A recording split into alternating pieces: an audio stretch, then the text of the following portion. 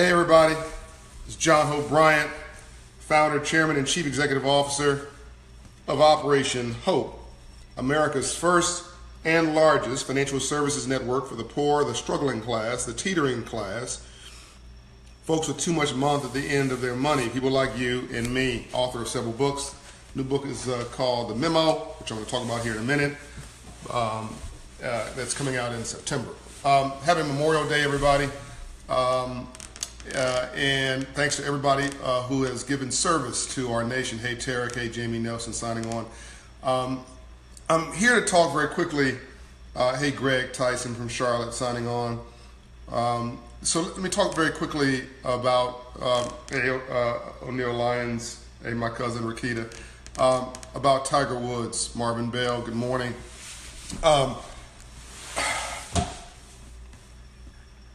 Tiger's a legend. Hey, Mary from Alaska, Hazni Ali. Happy Memorial Day to you from DC. Hasham Makir. Hey, cousin. Terrence Jones.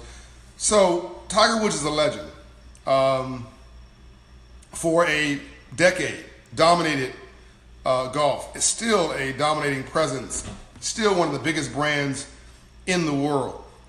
He and I have never met, but I'm going to ask my friends who know him, who are watching this video, who gets passed on this video, my friends who know him, and I know people who know him, I'm going to ask you to ask him to, Monroe Jackson says, my organization changed his life. Thank you very much, man. It made my day. I'm going to ask people who know Tiger Woods to have him call me. If you know Tiger Woods, and I know people who know him. He and I have not met yet. I'm going to ask him to have him call me. This is going to be a confidential situation. No one will ever know that we ever talk. It's nobody's business but him and mine. But brother, you are winning battles and losing wars, and I know you're in pain. And I know you're alone because eagles don't fly in packs. You've never seen a flock of eagles. And eagles very rarely have anybody to talk to or anybody to console with. And I know you're in pain. But what you're doing now is you're winning battles and you're losing wars.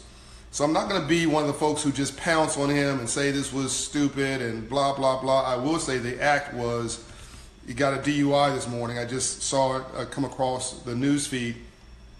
He got a DUI, which is driving under the influence in Jupiter, Florida, which is I believe where he lives.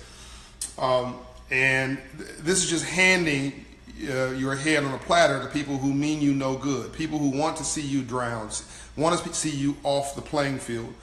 So I'm going to deal with a couple topics here because this is very instructive. So again, I love what Tiger has built, the person that I think he is in his heart, the kind of father that I think he wants to be, the kind of man that I think he wants to be. I commend all that. And the talent that he is nothing but to be commended and to be applauded. So I applaud you, Tiger. I think that you don't understand, though, that while you are of mixed race and all that kind of stuff, when you're born black in America, you're born on probation, which means you need to be twice as smart, twice as intelligent, twice as well dressed, twice as prepared, get up twice as early and stay up twice as late.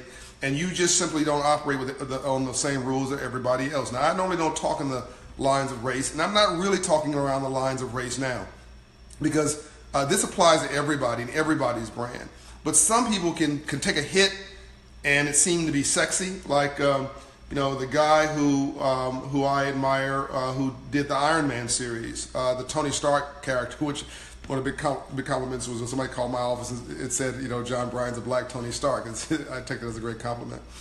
But that actor who had a number of DUIs and was really spiraling, got his act together, and then Hollywood embraced him, right? And they thought, well, this is just part of the sex appeal, part of the storyline of a bad boy made good, and he just spiraled. You'll tell me who the actor is.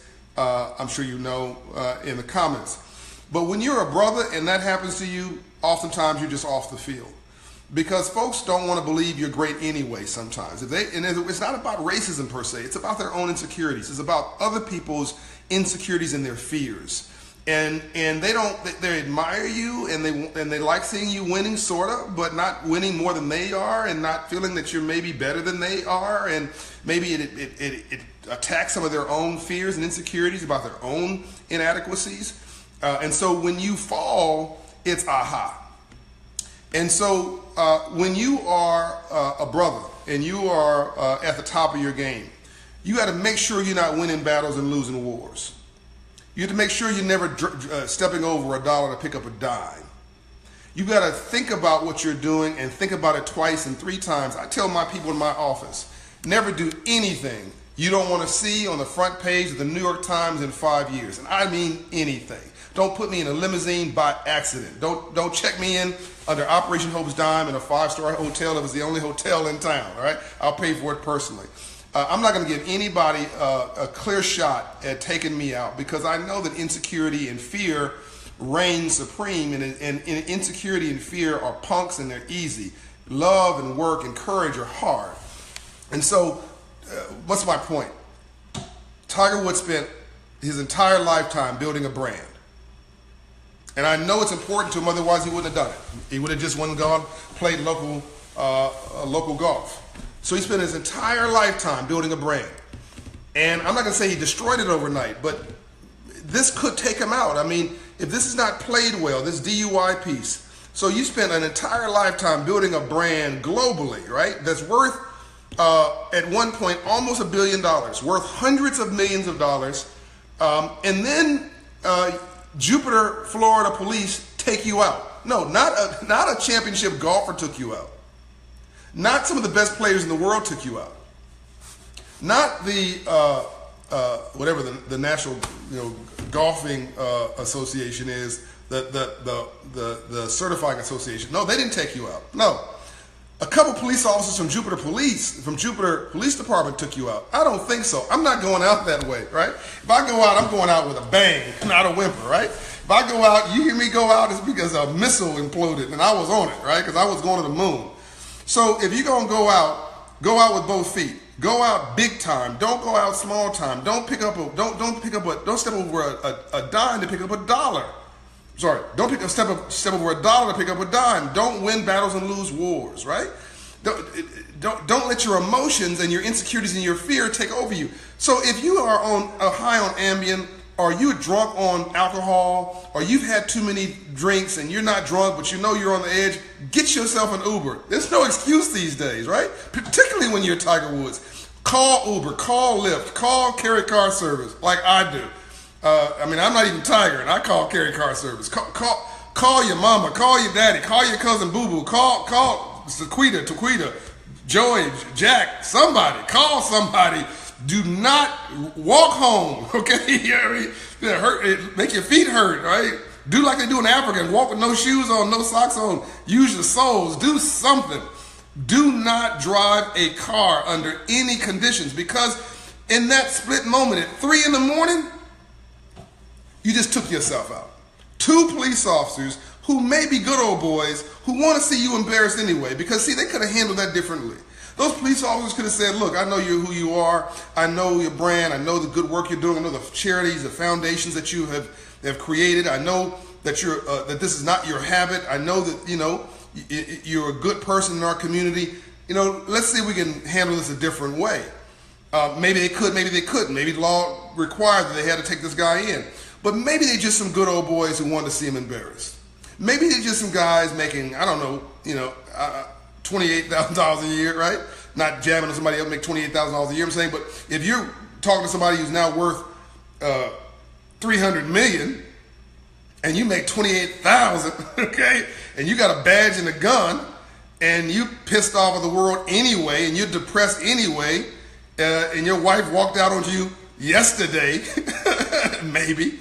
And I'm not jamming with the police officers. I'm just saying these officers are human, right? These are human beings. And they have emotions and insecurities and fears like everybody else. And you cannot give somebody an excuse to take you off the stage. And you don't know what's going on with these people. So then somebody might say, well, this is racism. I don't think anybody's going to say that here. But somebody will ask the issue, John, is this race? I don't know. I just told you I don't know what's in their hearts. I don't know when the police officers, and neither do you, by the way. But what you cannot do is give somebody an excuse, an opportunity. You cannot load the gun, get the gun, load the gun, cycle the barrel, cock the gun, give somebody the gun, turn it around towards you and say, shoot. That's what you cannot do. And that's unfortunately what happened here with Mr. Woods. So I'm not saying that I'm perfect. I am not. You hear me? I am not. No one's perfect. I make mistakes every single day. I make mistakes yesterday, okay? I probably made a mistake this morning. But that mistake, I'm not going to make. Let's not make dumb mistakes. Let's not make mistakes that are absolutely predictable. See, it's predictable that this would happen. If you're Tiger Woods and you're driving under the influence at 3 in the morning in Jupiter, Florida, somebody wants to make themselves famous and they want to do it on your back, they're going to take some video of you, they're going to arrest you, whatever, because now those officers are legendary in Jupiter, Florida. They could have picked up Bum 28 because they know Bum 28's always drunk. But hell yeah, that's the same raggedy Ford or same Chevy or whatever they're driving. And every Tuesday, every Saturday at night, at 2:30 in the morning, there's go Bum Joe. But no, they're not gonna get Bum Joe. They're gonna get Tiger Woods because he's a better story. So don't become the story and protect your brand. So I don't care if you're making $28,000 a year, protect your brand. You making $15 an hour, protect your brand. Why do I say that? Watch how you live your life. It may be the only Bible that anybody else reads. Your children are looking at you as role models. You don't know who in your neighborhood is looking at you as a role model. You are a brand. I don't care whether you're making $15 an hour, $8 an hour, $28,000 a year, $50,000 a year. If you're the mayor of Jupiter, Florida, making $48,000, I don't care who you're, the mayor or the mop cleaner or the janitor or the teacher or the mechanic or the coming up entrepreneur. You're some little entrepreneur. You're trying to make it. You say, well, it don't matter what I'm doing right now because nobody knows me right now, but somebody will. And if when they do in this world of social media, and they're going to claw back all the way to your background and pull up this crap and throw it in your face. Now, you will probably walk past it. There's some things I've done that I'm not proud of. I try to own it. See, I try to own my stuff. Before you can say anything bad about me, I say it first. You can't call me a bum. I've already called myself a bum. You can't say I screwed up. I already told you I screwed up. You can't say that I was a wannabe actor in the 80s and a wannabe celebrity. I already told you I was a wannabe actor and a wannabe celebrity and B level or C level at that. It's really bad to be a C-level celebrity, by the way. I was probably D level. Anyway, but I was a good dancer on Soul Train American Bandstand. Anyway, back to the point. You can't call me out because I've already called myself out, but here's what I know. A saint is a sinner that got up, that God don't make dirt. You can't fall from the floor. And everybody knows nobody's perfect, so you might as well just admit it. So once you acknowledge it and you admit it, and then people can feel a sense of transparency about you in the sense that you are an honest person with some integrity, they go, okay, John Bryan has admitted that he's not perfect, and before I could find it out, before I could tell him about himself, he told me himself. So, okay, well then maybe I can do business with this guy because, he has acknowledged that, he is fallible and makes mistakes, but still he rises, right? Okay, then this guy has reputation, he's got credibility. All right, now, let's now fast forward to the future. So you can't do anything about your past except live it, except acknowledge it and take ownership of it. But what you can do is make sure you're not beating a woman, guys. Not only is this reputationally wrong, it's morally wrong. No man should ever put his hand on a woman. That's a punk, that's not a man. It's a punk, not a man. By the way, open a woman's car door when she gets out of it, by the way, brothers, and blow them away by being a gentleman. Show them that your mama raised you right and your daddy. But if you're going to live your life today, live your life in a way that you would be honored by it, which doesn't mean you're perfect. It means that you don't do stupid stuff, right? And so you got to protect your brand because people out here hunting for you every day. That's really my message. You hear me? That's my whole message today. Robert Downey Jr. Yeah, that's a gentleman. Thank you very much, Gene Hemphill. So Robert Downey Jr., who I love as an actor. And I love his redemption story. And Robert Downey Jr., if you're watching this video, somebody passes it on to you. No, I'm not hating on you. You just have the added ability of being white, okay? Which means that when you got drunk and when you fell out in Malibu City Hall, people are like, well, let's get him up, and I can relate to that and all that kind of stuff, and let's give him some movies, okay? This just helps with the storyline. But when you black and you the same, I'm sure you guys can find some examples of this in the annals of recent celebrity, and you get drunk as a skunk as an actor and get 5 DUIs and, you know, arrested for whatever, all of a sudden your star decreases. All of a sudden you're not getting the roles you used to. All of a sudden your net worth decreases. All of a sudden you're not working like you used to. All of a sudden you're not invited to the parties you used to. You're not on the red carpet. You know, it's just subtle. It doesn't happen in a minute. It doesn't happen overnight. It doesn't happen loud. It's just subtle. So all these rap stars and movie stars and actors and athletes, these athletes who are, you know, you're beating a woman or you're getting arrested, that's not good for your brand. I guarantee you. I don't care who you are. But and again, I'm talking about if you are, you know, if you're the postal worker, please don't get arrested for stealing letters. Okay, I don't want you anywhere near my house, right? And you can't get a job anywhere else in America because your brand is now not of a respectable, responsible worker, is that of a thief. You gotta be careful how you live your life.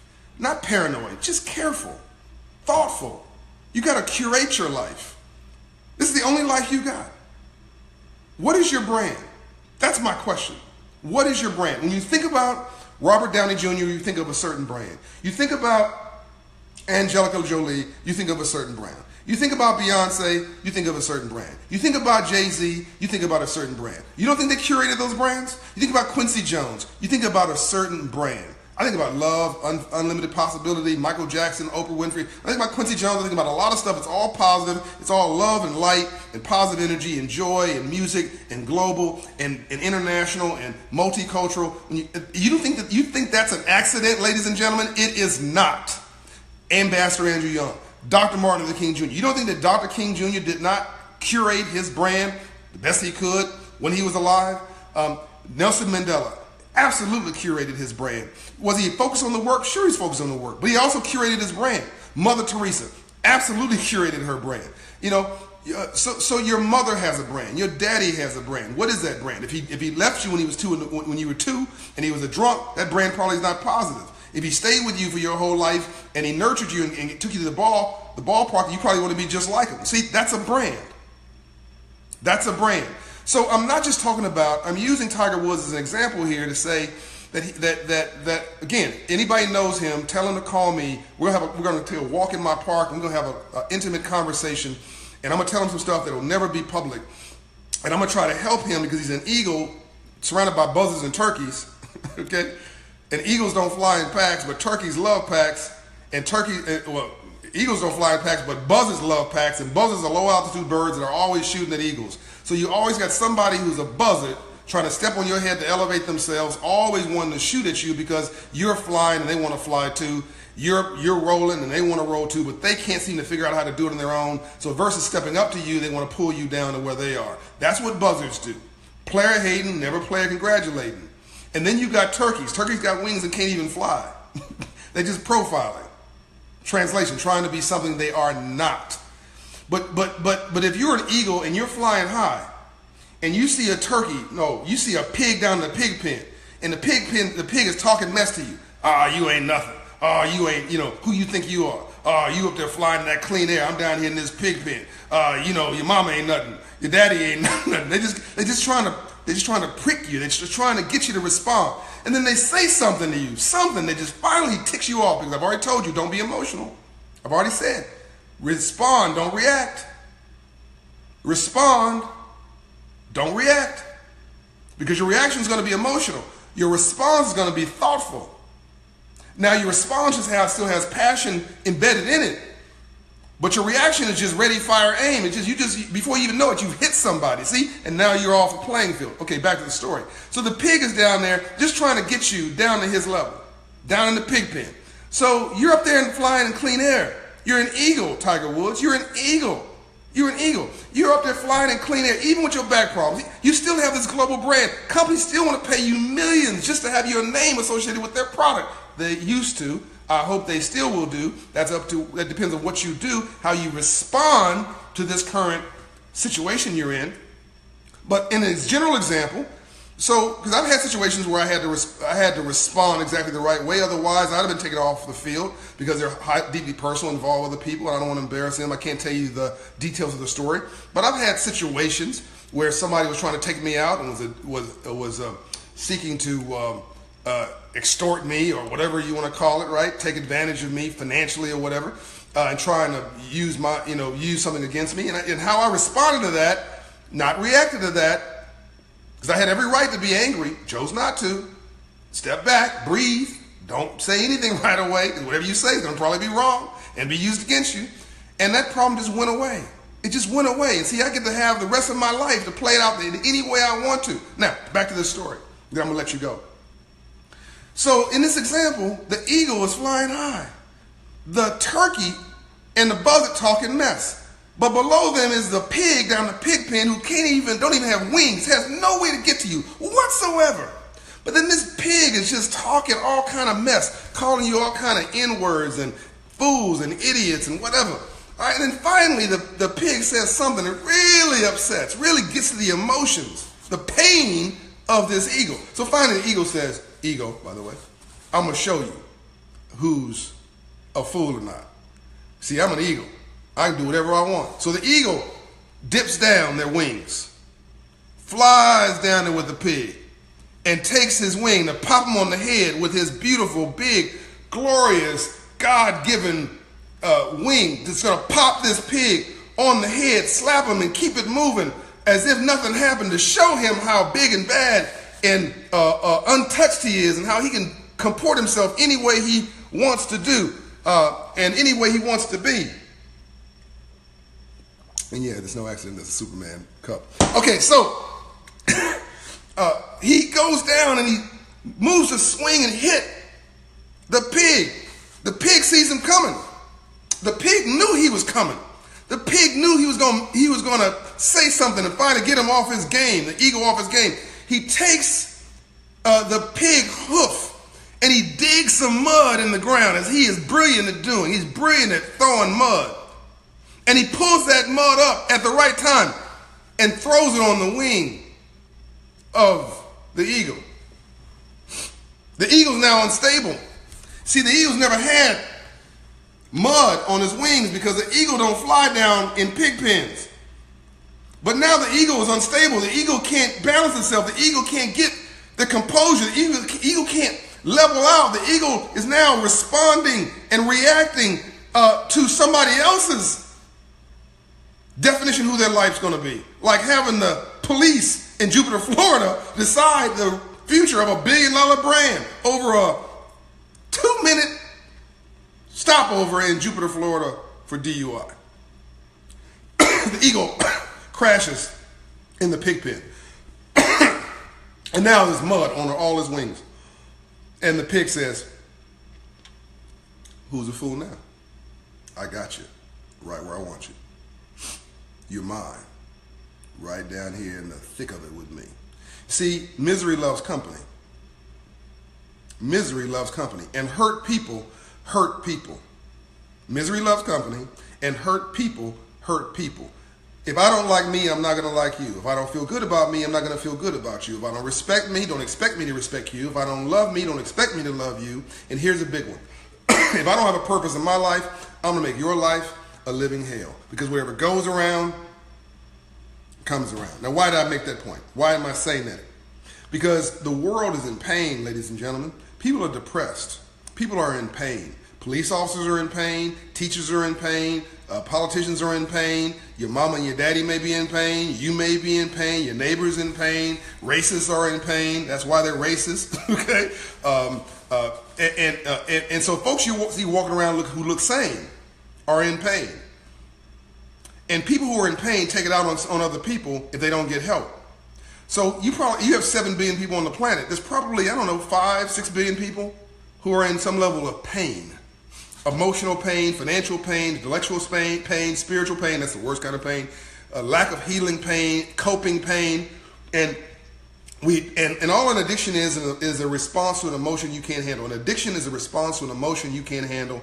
And so we start taking things to deaden the pain and heighten our joy, our so-called joy, really our happiness in the short term. But if your cup doesn't have a bottom, ladies and gentlemen, if you drink it through a cup and that cup does not have a bottom, you're going to have to pour in that cup for the rest of your life which is what an addiction is because you need more and more of the same thing to give you the same buzz, because there's a hole in the bottom of that cup. So now before it was 1 drink, then it becomes 2 drinks, then it becomes 4 drinks, then it becomes 6 drinks to give you the same buzz that you had when you started.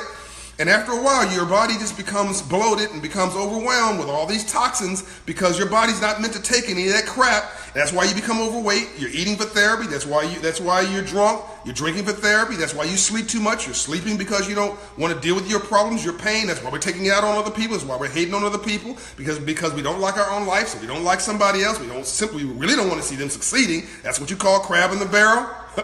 I'd rather pull you down and lift myself up, because either way we're even. Okay, if I lift myself up, we're even, but that takes work. I'd rather pull you down here with me and prove that you weren't good enough to succeed, and then I don't need to think about whether I was good enough to succeed or not. What's my point?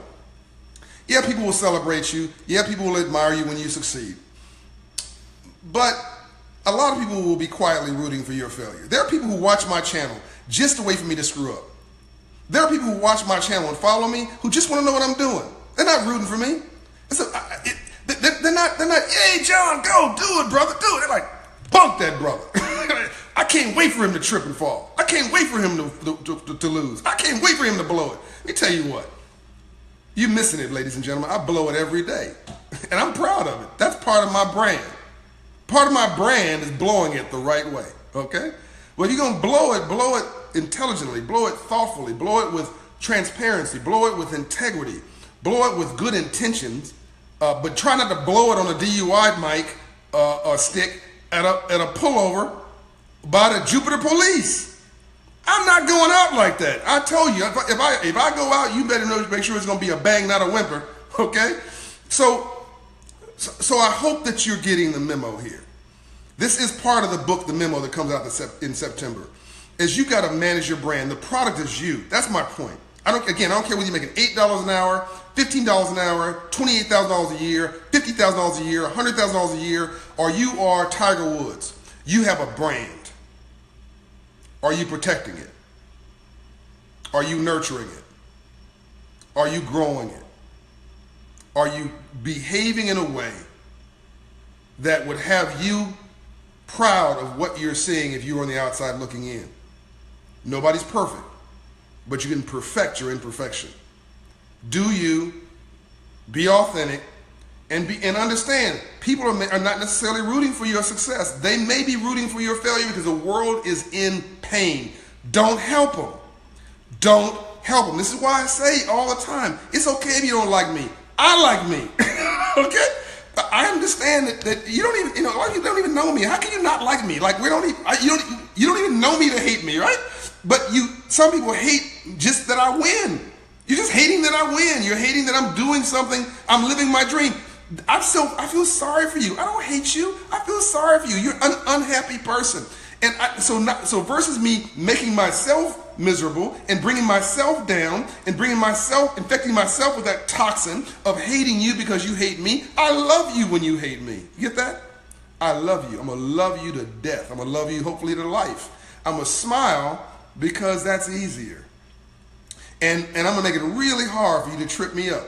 And if I trip up, you're going to hear from me first, okay? Before you can say anything, I'm going to tell you I screwed up. Before you can say a word, before you can claim any kind of victory, I'm going to tell you, when you're being run out of town, get in front of the crowd and make like a parade.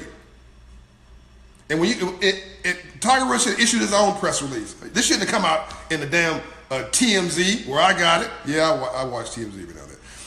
Okay, I even watched Hip Hop Atlanta to see how crazy people are being, lighting themselves on fire and acting like fools. Every other word is a B. And don't get me started. Woo, my Lord. By the way, what is somebody going to do with tattoos over every inch of their body when they're 75? What's your grandchildren going to say?